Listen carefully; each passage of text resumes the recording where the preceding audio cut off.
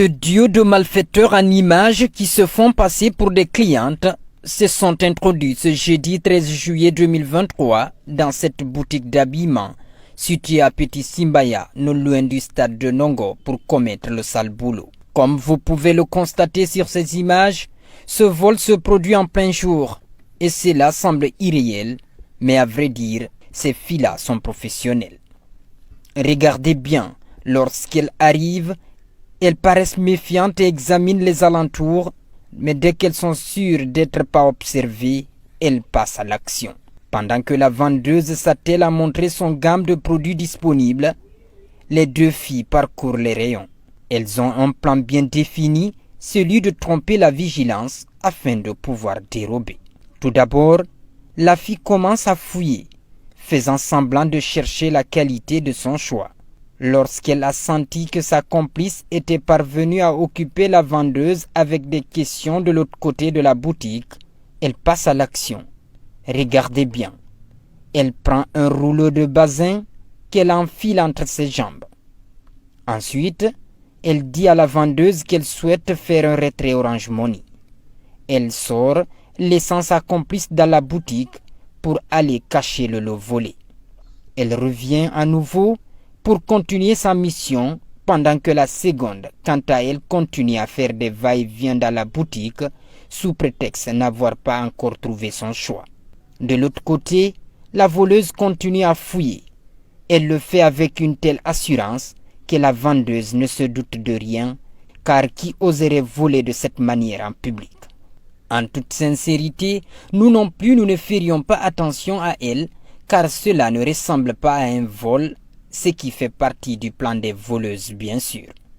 C'est ainsi qu'elle a facilement trompé la vendeuse. Une fois qu'elle a accompli son vol, les deux voleuses ont acheté un voile avant de sortir tranquillement sans que personne ne s'en aperçoive. Incroyable, mais vrai. Quelque temps après cette opération digne d'un film hollywoodien, la patronne a constaté le cambriolage à travers son téléphone connecté aux caméras de surveillance de la boutique. Surprise, elle informe la vendeuse qui n'avait rien compris de l'opération perpétrée contre la boutique. Le lendemain, une des voleuses a rappelé la vendeuse au téléphone à travers le numéro de la boutique pour l'informer qu'elle a aimé la gamme de produits trouvés sur place et qu'elle souhaiterait repasser le lendemain pour faire d'autres achats. Comme si de rien n'était, la vendeuse n'a pas paniqué. Elle a dit de revenir pour faire ses achats à un prix abordable. Comme convenu au téléphone, le lendemain, les voleuses reviennent cette fois-ci au nombre de 3 pour vider la boutique.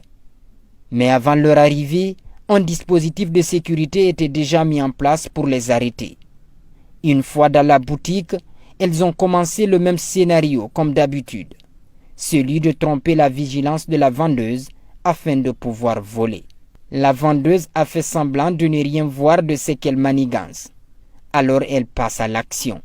Elle prend un lot de basin qu'elle enfile à nouveau entre ses jambes. Ensuite, elle demande à sortir pour effectuer un retrait Orange Money comme elle l'a fait autrefois. Dès qu'elle est descendue, elle a été arrêtée par le dispositif sécuritaire établi par les jeunes de l'immeuble abritant la boutique.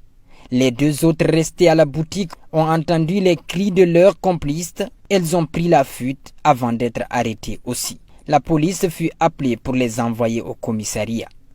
Cette manière de voler est devenue récurrente dans la capitale, ce malgré la présence des caméras de surveillance installées dans les boutiques et magasins. Les voleurs passent tout de même à l'action, comme s'ils étaient protégés par des choses mystiques. Un proverbe africain nous dit que le voleur a 99 jours et la victime a un seul. Elles ont sciemment fait, mais cette fois-ci, Dieu était du côté de la victime.